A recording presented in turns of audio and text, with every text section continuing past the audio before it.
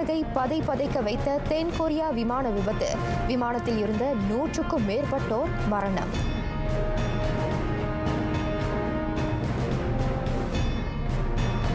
பேராக்கில் இந்து சமயத்தை சிறுமைப்படுத்துவோருக்கு தண்டனை உறுதி. வழக்கறிஞர் குழு நிறுவப்படுகிறது.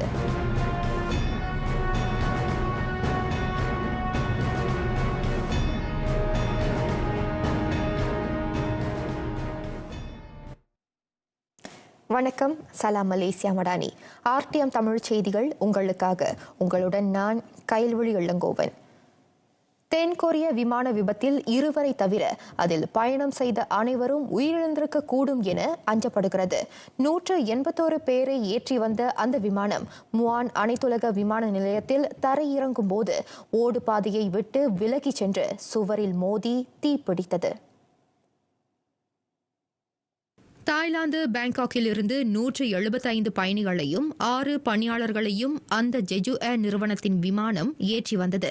இயந்திரத்துக்குள் பறவைகள் சிக்கி விபத்து நேர்ந்திருக்கலாம் என்று தென்கொரிய ஊடகங்கள் குறிப்பிட்டன.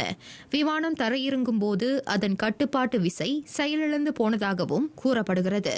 சம்பவ இடத்தில் 32 தீயணைப்பு ட்ரக்குகளும் தீயணைப்பு வீரர்களும் களமிறக்கப்பட்டுள்ளனர். விபத்துக்கான உண்மை காரணத்தை கண்டறிய விசாரணைகள் முடுக்கிவிடப்பட்டுள்ளன. 2005ஆம் ஆண்டு ஜெஜு ஏர் நிறுவனம் இயங்க தொடங்கியதிலிருந்து அதன் விமானம் விபத்துக்குள்ளானது இதுவே முதல் முறை. இதற்கிடையில் தென்கொரியாவில் நிகழ்ந்த விமான விபத்தில் மலேசியர்கள் யாரும் பாதிக்கப்படவில்லை என விஸ்மா புத்ரா தெரிவித்தது. எனினும் சோலில் அமைந்துள்ள மலேசிய தூதரகம் அதிகாரப்பூர்வ தரவுகளை திரட்டி வருகிறது. ஜெஜு ஏர் வான் பயண சேவை நிறுவனத்தின் விமானம் விபத்துக்குள்ளானதில் உயிரிழந்தோரின் குடும்ப உறவுகளுக்கு விஸ்மா புத்ரா இவ்வேளையில் இரங்கல் தெரிவித்தது. உதவி தேவைப்படும் மலேசியர்கள் உடனடியாக தூதரகத்தை தொடர்பு கொள்ளுமாறு கேட்டுக் கொள்ளப்படுகின்றனர். இந்நிலையில் தாய்லாந்து நாட்டினர் 2 விபத்தான விமானத்தில் இருந்ததை சோலில் அமைந்துள்ள தாய்லாந்து தூதரகம் உறுதி செய்தது. தென்கொரிய அதிகார தரப்பை தாய்லாந்து வெளியுறவு அமைச்சு அணுக்கமாக தொடர்பு கொண்டு வருகிறது. பாதிக்கப்பட்டவர்களின் விவரங்கள் உறுதி செய்யப்பட்டுள்ள நிலையில் அண்மைய தகவல்கள் உடனுக்குடன் அறிவிக்கப்படும். தாய்லாந்து பிரதமர் பெத்தோங்தான் ஷினாவாட் இவ்வேளையில் அந்த விமான விபத்தில் உயிரிழந்தவர்களின் குடும்பத்தினருக்கு இரங்கல் தெரிவித்துள்ளார். இந்நிலையில் அந்த விமானத்தின் 2 கருப்பு பெட்டிகள் மீட்கப்பட்டதாக தென்கொரிய போக்குவரத்து அமைச்சு குறிப்பிட்டது. விபத்துக்கான காரணத்தை கண்டறிய தேவையான தரவுகளும் குரல் பதிவுகளும் திரட்டப்பட்டுள்ளதை அந்நாட்டு நில உள்கட்டமைப்பு போக்குவரத்து அமைச்சு தெரிவித்தது. அண்மைய தொலைக்காட்சி நேரலையில் அது தொடர்பிலான தகவல் வெளியிடப்பட்டது. பேராக்கில் இந்து மதத்தை சிறுமைப்படுத்துவோருக்கு எதிராக தக்க நடவடிக்கை எடுக்கப்படும். அத்தகையோரை தண்டிக்க சிறப்பு வழக்கறிஞர் குழு அமைக்கப்படவிருப்பதை மாநில ஆட்சிக்குழு உறுப்பினர் ஏ. சிவனேசன் சுட்டினார். குறிப்பாக மாநிலத்திற்கு சுற்றுப்பயணிகளாக வருவோர் சிலர் அந்த ஆரோக்கியமற்ற செயலில் ஈடுபடுகின்றனர். அத்தகையோரிடம் மாநில அரசு இனியும் தயை காட்டாது என சிவனேசன் எச்சரித்தார். சமீபத்தில் இந்து மதத்தின் மேல பலவிதமான தாக்குதல் நடத்திட்டு வராங்க பொறுப்பேற்றவர்கள் என்றுதான் நான் கூறுவேன். இதை நம்ம பார்த்துக்கிட்டு சும்மாவும் இருக்க முடியாது. அதுக்கு தக்க நடவடிக்கை எடுக்கணும். பேராக் மாநிலத்தை பொறுத்தவரை பேராக் மாநிலத்தில் ஒரு சிறப்பு வழக்கறிஞர் குழு அமைக்கப்படும். இந்த வழக்கறிஞர்கள் பத்திரிகையில் வர்றதும் சரி, யூடியூப்பில் வர்றதும் சரி, அல்லது வெளிநாட்டிலேருந்து இங்கே பேசுகிறவங்களும் சரி, அவங்க என்ன பேசுகிறாங்கன்னு கேட்டுக்கிட்டு அவங்க இந்து மதத்துக்கு புறம்பாக எதுவும் பேசுனா அவங்க மேலே சட்ட நடவடிக்கை எடுக்கப்படும். அதற்கு முழு ஆதரவு பேராக் மாநில அரசாங்கம் வழங்கும். இந்த வேலையில் நான் அதையும் தெரிவித்துக்கொள்கிறேன். பேராக்கில் இயங்கும் அரசு சார்பற்ற இந்திய அமைப்புகள், இந்து ஆலயங்கள், சீக்கியர்கள், தமிழ் பள்ளிகள் ஆகியவற்றிற்கு மாநில அரசு இவ்வாண்டு ஒதுக்கிய நிதி தொடர்பான விளக்கமளிப்பு கூட்டம் நடத்தப்பட்டது. அதில் கலந்து கொண்ட சிவனேசன் அந்த நிதி யாவும் ஒரிடத்தில் முழுமையாக பகிர்ந்தளிக்கப்பட்டுவிட்டதாக கூறினார். இது ஒரு ரிப்போர்ட் கார்டு. நாங்கள் செஞ்ச சட்டமன்ற உறுப்பினர்களும் நானும் சேர்ந்து இந்த பேராக் மாநிலத்தில் செய்த ரிப்போர்ட் கார்டு, எங்கள் சேவையை பற்றிய ரிப்போர்ட் கார்டு. இதில் 2 விதமான உதவிகள் குறிப்பாக முஸ்லீம் அல்லாதவர்களுக்கு வழங்கப்படும். கொடுக்கப்பட்டது. மத்திய அரசாங்கம் கொடுத்தது, மாநில அரசாங்கம் கொடுத்தது. இதில் மத்திய அரசாங்கத்திலேருந்து நான் கூறுவது வந்து குறிப்பாக வந்து இந்துக்களுக்கும் சீக்கியர்களுக்கு வந்துட்டு நம்ம வந்துட்டு 5 லட்சம் வெள்ளி ஒதுக்கீடு செய்திருந்தோம். அதே மாதிரி வந்துட்டு இந்தியர்களுக்கு வந்துட்டு 4.5 மில்லியன் போன வருடம். இந்த வருடம் வந்து முஸ்லீம் அல்லாதவருக்கு 12 மில்லியனாக உயர்த்தப்பட்டிருக்கு. கடந்த ஆண்டு வந்துட்டு 10 மில்லியனாக இருந்தது. பேராக்கில் இந்தியர் நலன் கருதி அடுத்த ஆண்டு கூடுதல் நிதியை வழங்க மாநில அரசு உத்தேசித்திருப்பதாகவும் அவர் சொன்னார். கோலாலம்பூர் ஸ்தப்பா தமான் இபு கோத்தாவில் உள்ள இஸ்லாமிய இடுகாட்டில் கும்பல் ஒன்று நேற்றிரவு கூடிய விவகாரம் தேவையற்ற ஆருடங்களை பரப்ப வேண்டாம் என பிரதமர் துறையின் சமய விவகார அமைச்சர் டாக்டர் முகமது நயீம் மொக்தார் எல்லா தரப்புகளுக்கும் அறிவுறுத்தினார். அந்த விவகாரத்தை இஸ்லாமிய சமய அதிகார தரப்பிடம் விட்டுவிடுமாறு எல்லாரையும் அமைச்சர் கேட்டுக்கொண்டார். அதேவேளை அந்த விவகாரம் தொடர்பில் துல்லிய ஆய்வு மேற்கொள்ளும்படி கூட்டரசு பிரதேச இஸ்லாமிய சமயத்துறை ஜாவிக்கு உத்தரவிடப்பட்டிருக்கிறது. இஸ்லாத்தின் போதனைக்கு முரணாக இயங்குவோரிடம் தையை காட்டப்படாது என்றும் அவர் நினைவுறுத்தினார். அந்த விவகாரம் தொடர்பில் தகவல் கொண்டிருப்போர் ஜாவியை தொடர்பு கொள்ளும்படியும் டாக்டர் முகமது நயீம் வலியுறுத்தினார். ஸ்தப்பா டானாவ் கோத்தாவில் உள்ள இஸ்லாமிய இடுகாட்டில் கும்பல் ஒன்று கூடி விசித்திரமான முறையில் ஒலி எழுப்பிய காணொலி பரவலாகி வருகிறது. அது அங்குள்ள முஸ்லிம்களிடையே கலக்கத்தை ஏற்படுத்தியிருக்கிறது. சிறார் பாலியல் துன்புறுத்தல் படங்கள், காணொளிகளை வைத்திருப்பது, கொண்டிருப்பது, பகிர்வது சட்டப்படி குற்றம் என தெரியாது. இம்மாதம் 23ஆம் தேதி மேற்கொள்ளப்பட்ட ஓப்பேடோ நடவடிக்கையில் கைது செய்யப்பட்டோர் கூறிய காரணம் அது. ஆனாலும் அது ஏற்புடைய காரணமன்று என தேசிய போலீஸ் படை துணைத் தலைவர் டத்துஸ்ரீ அயூப் கான் மைடின் பிச்சே கூறினார். சிறார் தொடர்பான பாலியல் அடக்கங்களை கொண்டிருப்பது வன்கொடுமை குற்றம் என வகைப்படுத்தப்பட்டிருக்கிறது. அது குறித்து பல்வேறு அறிக்கைகள், அறிவிப்புகள் வெளியிடப்பட்டிருக்கும் நிலையில் தெரியாது என கூறுவது முரண் என டத்துஸ்ரீ அயூப் கான் குறிப்பிட்டார்.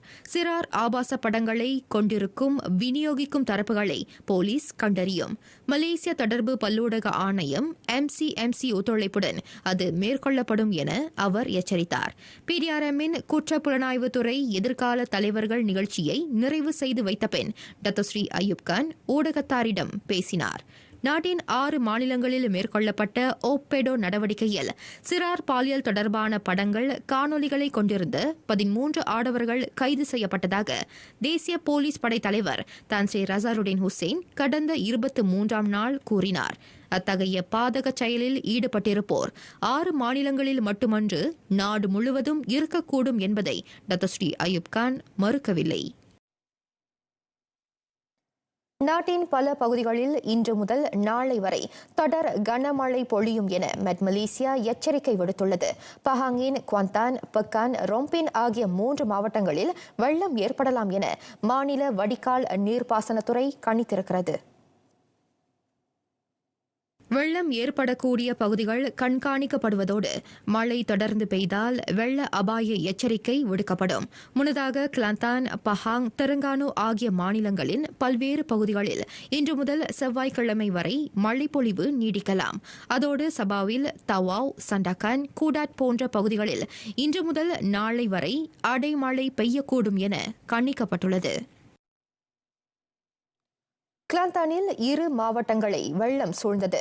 நேற்றிரவு தொடங்கி பெய்து வரும் கனமழையால் குவலக்கராய், தானா மேரா ஆகிய மாவட்டங்களில் நீரின் அளவு அதிகரித்தது.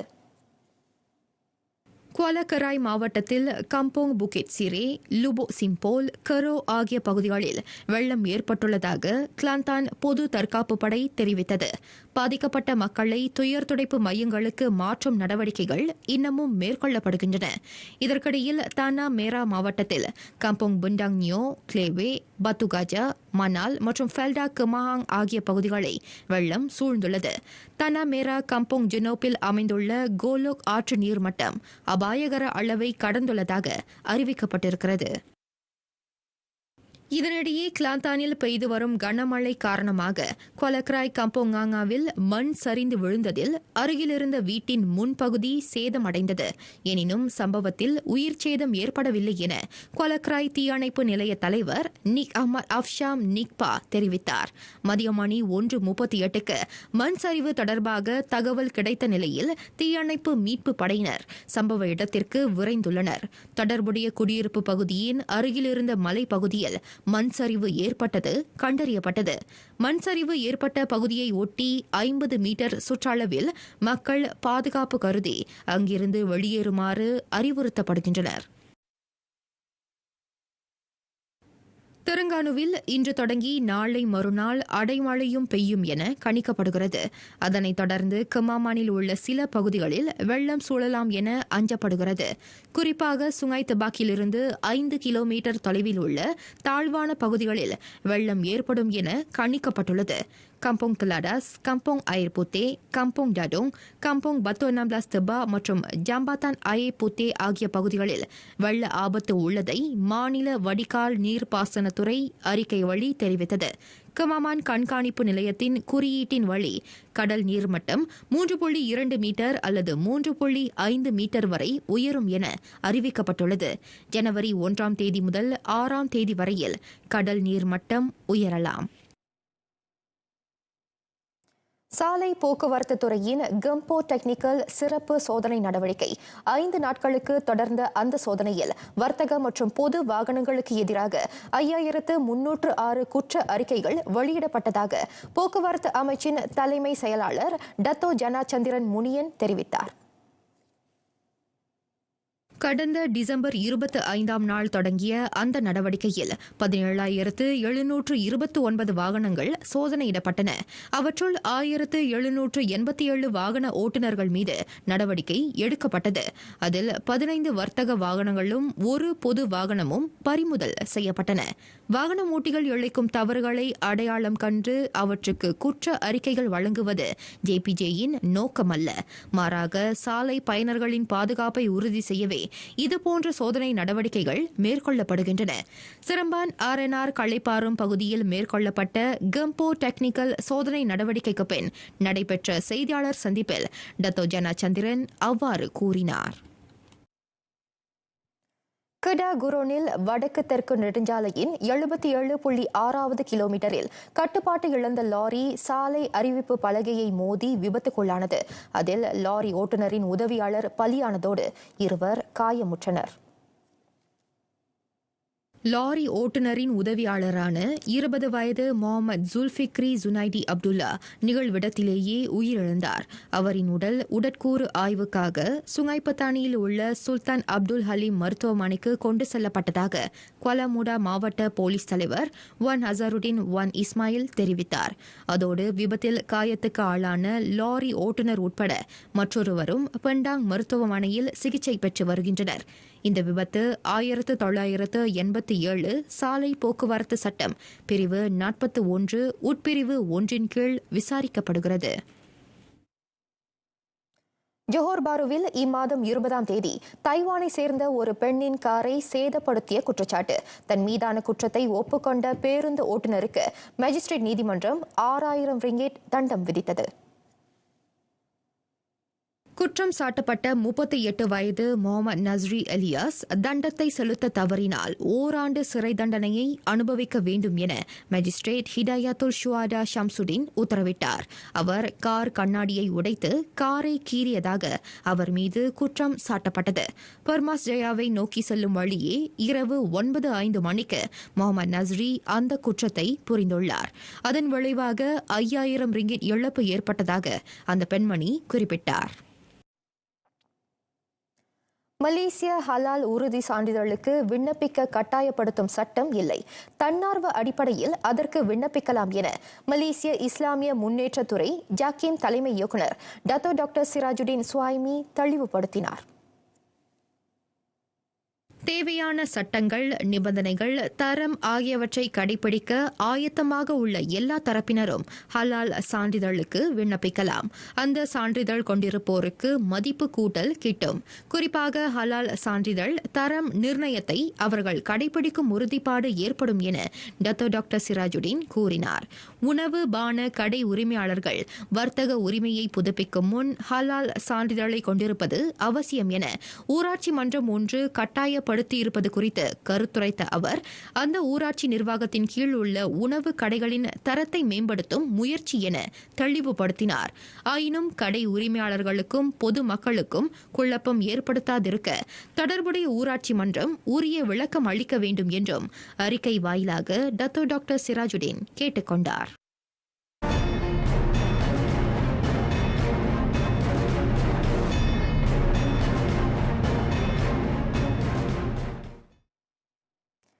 ஆண்டின் 365 நாள்களும் உலகின் ஒவ்வொரு மூலையிலும் ஏதோ ஒன்று நிகழ்ந்து கொண்டுதான் இருக்கிறது. சில வரலாறு ஆகின்றன, சில கடந்து போகும் மேகங்களாய் இருக்கின்றன.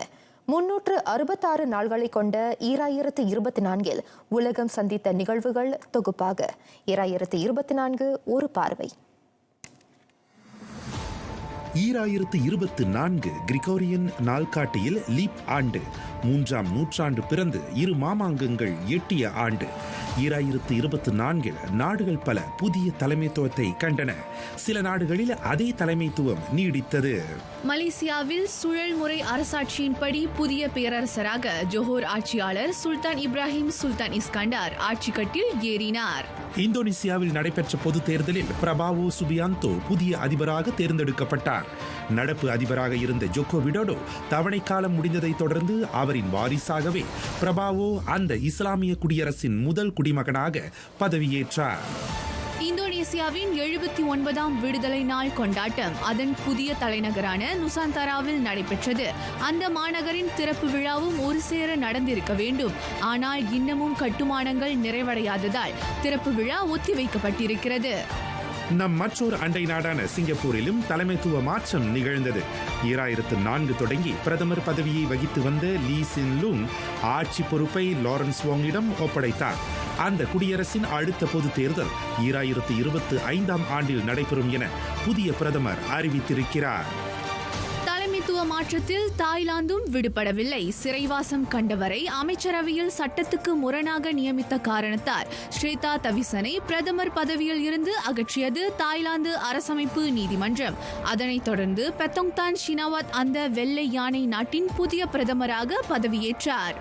ரஷ்ய அதிபர் தேர்தலில் மீண்டும் போட்டியின்றி வெற்றி பெற்ற விளாடிமிர் புதின் 5ஆம் தவணைக்கு ஆட்சி பொறுப்பை தக்க வைத்துக் கொண்டார். உலகின் மிகப்பெரிய மக்களாட்சி நாடான இந்தியாவும் இவ்வாண்டு தேர்தலை சந்தித்தது. கடும் போட்டிக்கு இடையே ஆளும் பாரதிய ஜனதா கட்சி ஆட்சியை தக்க வைத்துக் கொண்ட நிலையில் 3ஆம் தவணைக்கு பிரதமராக தொடர்கிறார் நரேந்திர மோடி. ஆனாலும் கடந்த தவணையை காட்டிலும் பாரதிய ஜனதா பல தொகுதிகளை இழந்தது. எதிர்க்கட்சியான காங்கிரசோ கடந்த முறை போலவே 100க்கும் குறைவான தொகுதிகளை தக்க வைத்துக் கொண்டது. ஈரானில் உலங்கூர்தி விபத்தில் அதிபர் இப்ராஹிம் ரைசி, வெளியுறவு அமைச்சர் ஹொசைன் அமீர் அப்துல்லாஹின் ஆகியோருடன் 7 உயிரிழந்தனர்.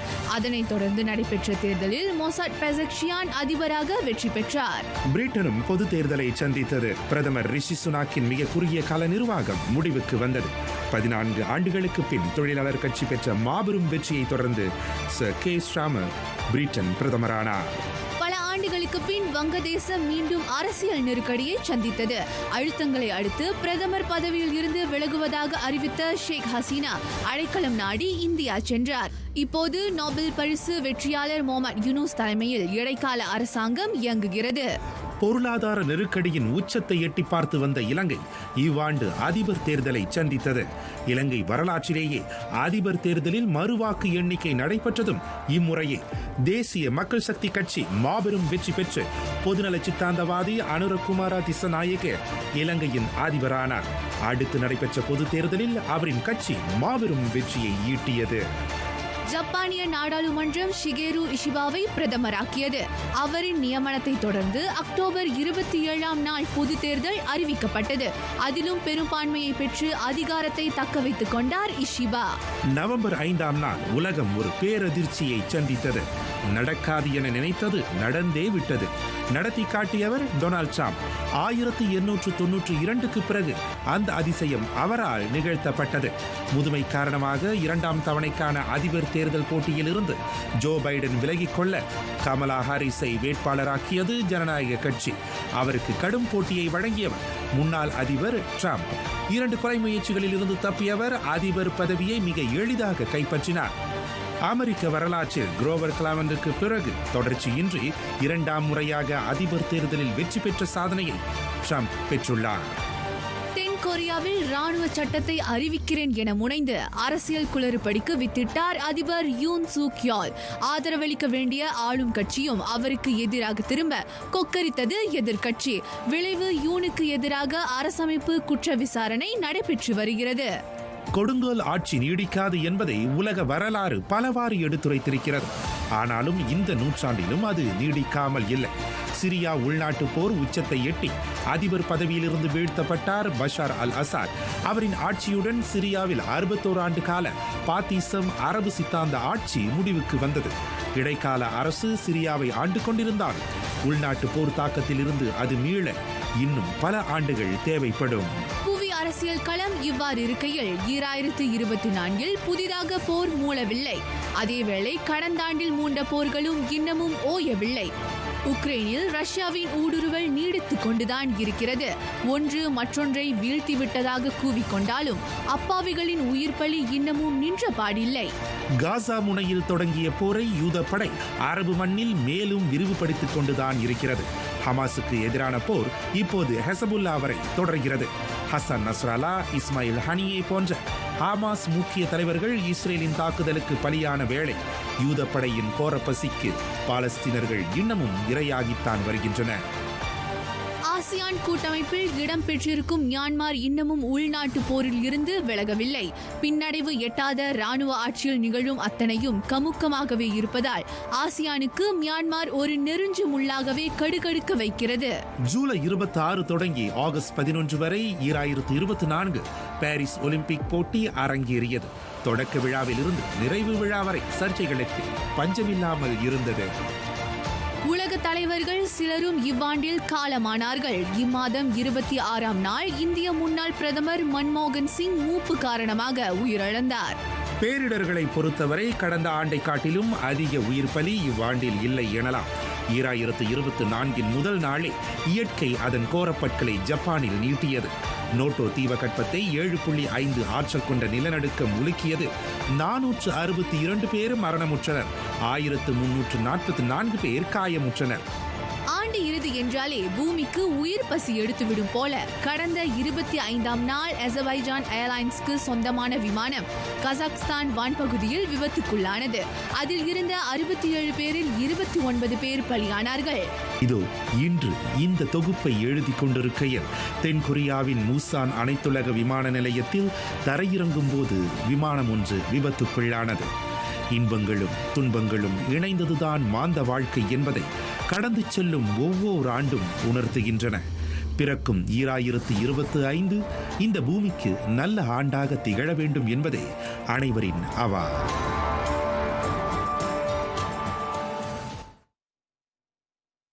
இரு நத்தை வகைகளை அழிவின் விளிம்பிலிருந்து காத்தது மாந்தகுலம். தற்போது அட்லாண்டிக்கில் அமைந்துள்ள தனி தீவில் அந்த வகை நத்தைகள் 1329 இனப்பெருக்கத்திற்காக விடப்பட்டுள்ளன.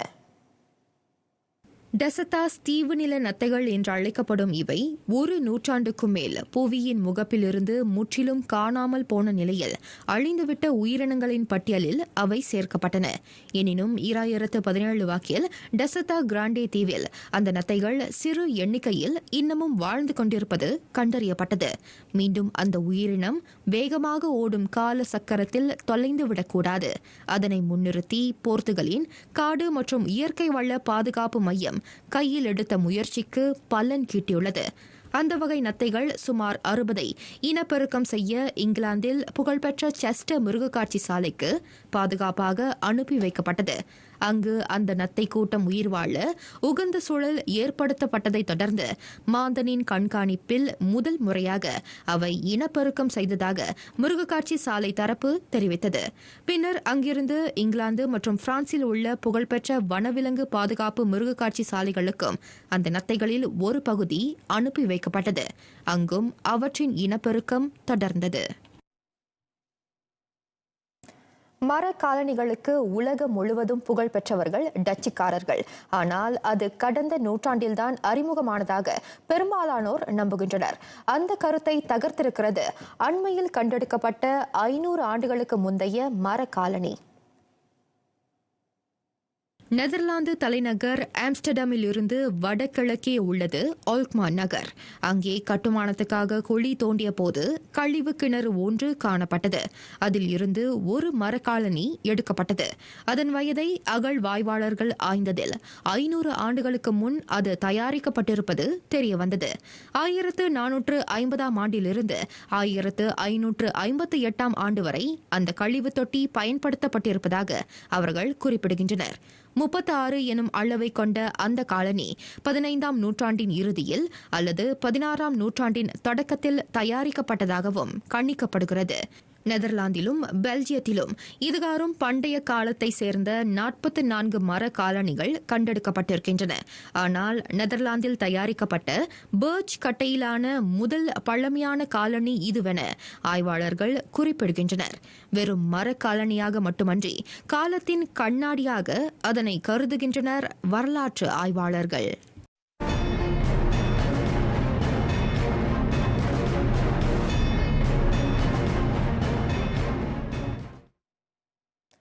காற்பந்து அணி நிர்வாகியாக இப்போதுதான் சவால்கள் மிகுந்த காலகட்டத்தை கடக்கிறேன். அவ்வாறு கூறியுள்ளார் மான்செஸ்டர் சிட்டியின் பெப் குவார்டியோலா. அந்த இங்கிலீஷ் அணி உள்ளூர் முதன்மை லீக்கிலும் ஐரோப்பிய நிலையிலும் சிறந்த ஆட்டத்தை வெளிப்படுத்துவதில் திணறுகிறது. அந்த சவால்கள் யாவையும் சமாளிக்க முடியும் என்ற நம்பிக்கையில் உள்ளார் 53 வயது குவார்டியோலா. கடந்த காலங்களில் பலம் பொருந்திய அணியாக சிட்டி விளங்கியது. அந்நிலை மீண்டும் திரும்பலாம் என அவர் கோடி காட்டியுள்ளார். முதன்மை ஆட்டக்காரர்கள் பலர் காயங்களில் இருப்பதால் வெற்றிக்கணியை பறிப்பதில் சிட்டி தள்ளாடுகிறது. அந்த நடப்பு வெற்றியாளர் தற்போது பிரீமியர் லீக் பட்டியலில் 28 புள்ளிகளுடன் 7ஆம் நிலையில் உள்ளது. முதலிடத்தில் இருக்கும் லிவர்பூல் அணியுடன் ஒப்பிடுகையில் அது 14 புள்ளிகள் குறைவாக உள்ளது.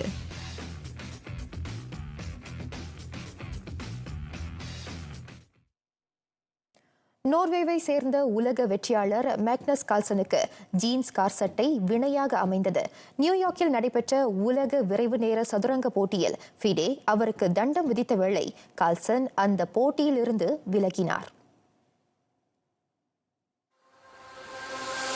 அந்த சதுரங்க ஜாம்பவான் ஜீன்ஸ் கார் சட்டை அணிந்து கடந்த வெள்ளிக்கிழமை போட்டிக்கு வந்தார். போட்டியின் ஆட்ட விதிமுறையை மீறியதற்காக உலக சதுரங்க கூட்டமைப்பு ஃபிடே கால்சனுக்கு $200 தண்டம் விதித்ததோடு உடனடியாக ஆடையை மாற்றும்படி பணித்தது. ஆனால் அதை அவர் மறுத்ததால் அடுத்த சுற்றுக்கு தகுதி பெறவில்லை. அதனால் 34 வயதான கால்சன் போட்டியில் மீதமுள்ள சுற்றுகளை தொடர மறுத்து 2024 உலக விரைவு நேர சதுரங்க போட்டியிலிருந்து விலகினார்.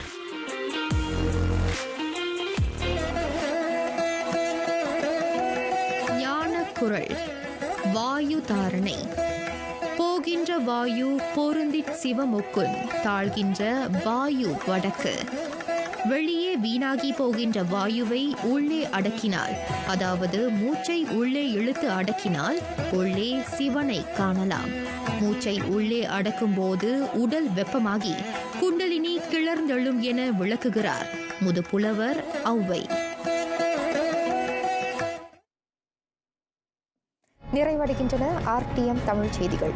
எங்களோடு இணைந்ததற்கு நன்றி.